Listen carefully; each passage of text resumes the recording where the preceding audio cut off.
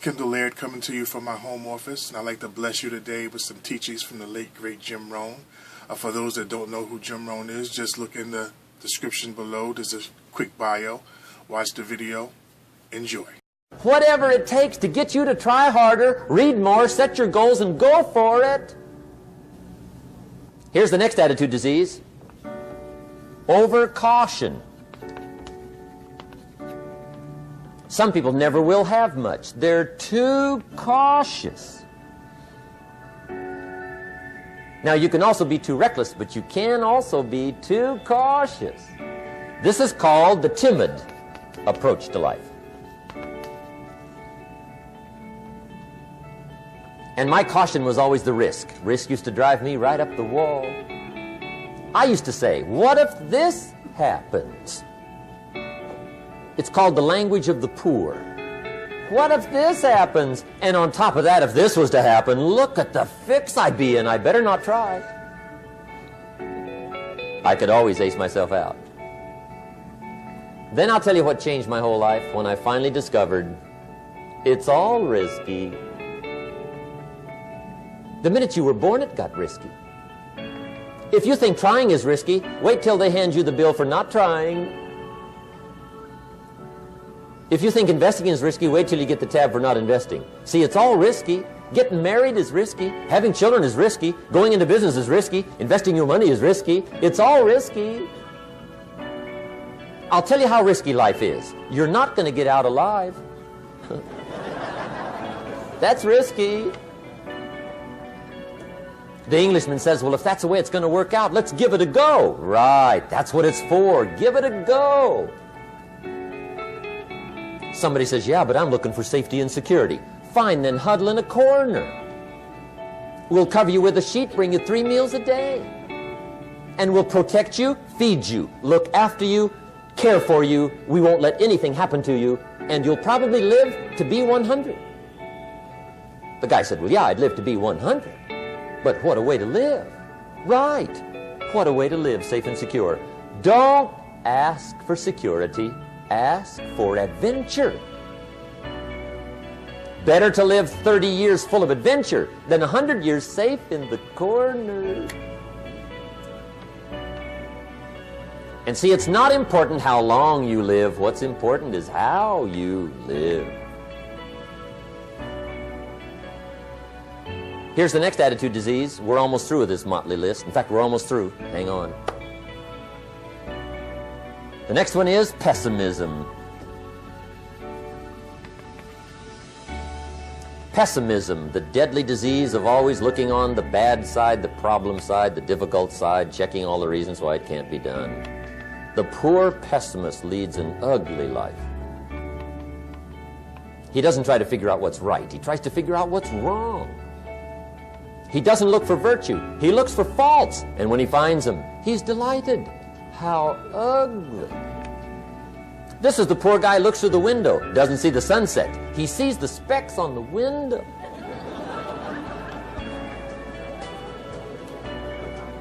And this is the poor guy, right, who rushes up, takes such leave of his senses. This guy rushes up and he says, I've got 5 good reasons why it won't work. He's so dumb he doesn't know all he needs 1. He's got 5.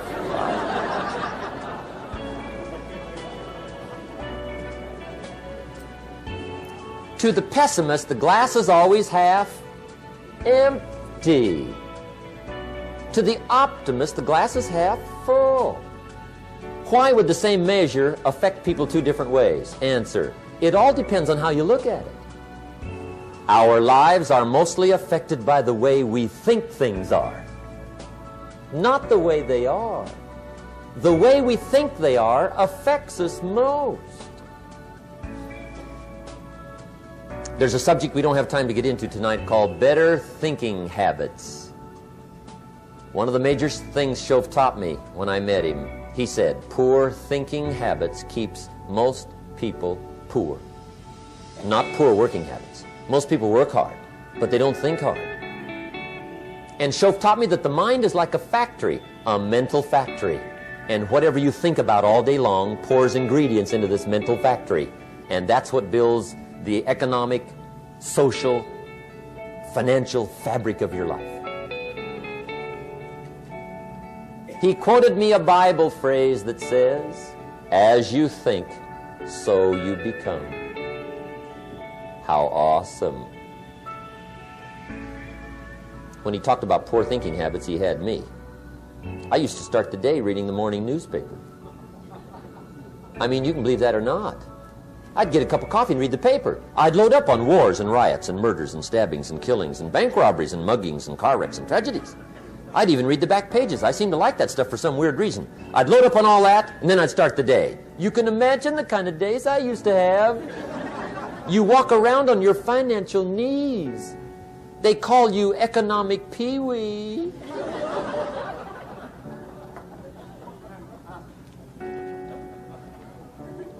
The guy says, "I want to be a great leader." Wonderful. The first thing we do is follow him to his house. When we get there, we walk in and check his library, number one. Somebody says, "Well, why check his library?" The reason is because what a man reads pours massive ingredients into his mental factory, and the fabric of his life is built from those ingredients. You would not believe what some people have got in their house to read. You would not believe. One of the best dressed up words I know for a lot of it is trash. Can you imagine dumping a barrel of trash into this mental factory every day and coming out with a rich, dynamic, positive life? It can't be done. You might as well try making a cake with cement. The kids back in Danbury, Connecticut, high school, they're asking me questions one day. I'm talking to the kids. Kids got good questions these days. One of them said to me, "Mr. Rohn, how do you build the good life?" I said, "It's simple. It's not easy, but it's simple. Here's how you build anything. Select the right ingredients, keep out the wrong ingredients, and it starts with thought." Everything starts with thought. So you must be wise and careful what you think about, because that starts everything. You got to be wise and careful. I asked the kids, what would happen if somebody dropped sugar in my coffee? They said, "Well, you'd be okay." I said, "What if somebody dropped strychnine in my coffee?" They said, "Well, you'd be dead." I said, "Correct. Lesson 1. Life is both sugar and strychnine. You gotta be careful." I said, "What if my worst enemy drops in the sugar?" They said, "Will you be okay?" I said, "What if my best friend, even by accident, drops in the strychnine?" They said, "Well, you'd be dead." I said, "Correct. Lesson 2. Watch your coffee."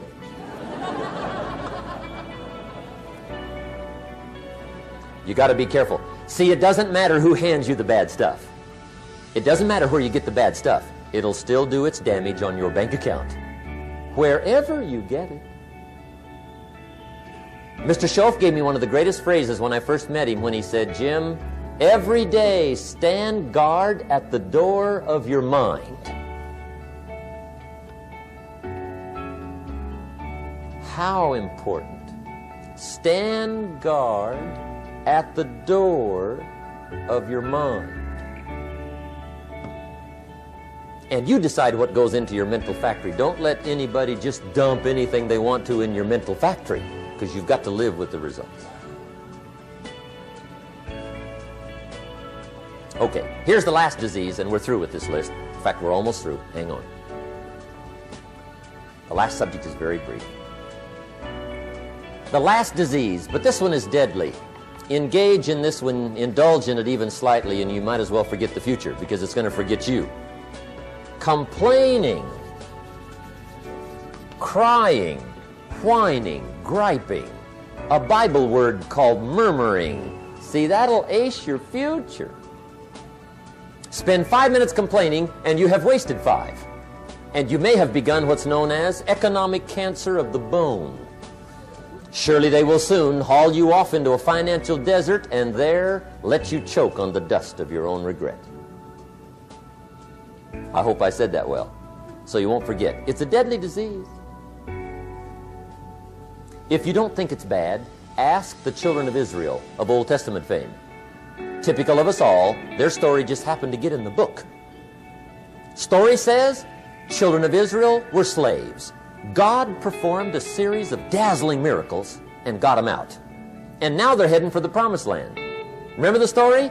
Heading for the promised land. Tragedy of the story, they never got there. Reason.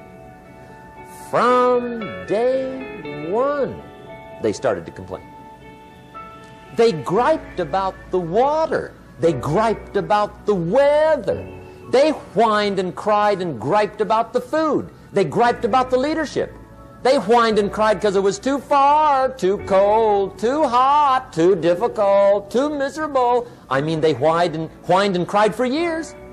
Finally, God said, I've had it, trip canceled. Or something like that. The story says they died in the desert, never got to the promised land. Which I think means two things. Indulge in this long enough, you get your future canceled. And I guess it also means even God himself can only take so much.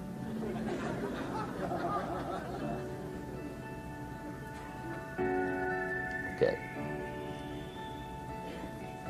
Just be on the lookout of the things that can destroy all the good you start. The war is on.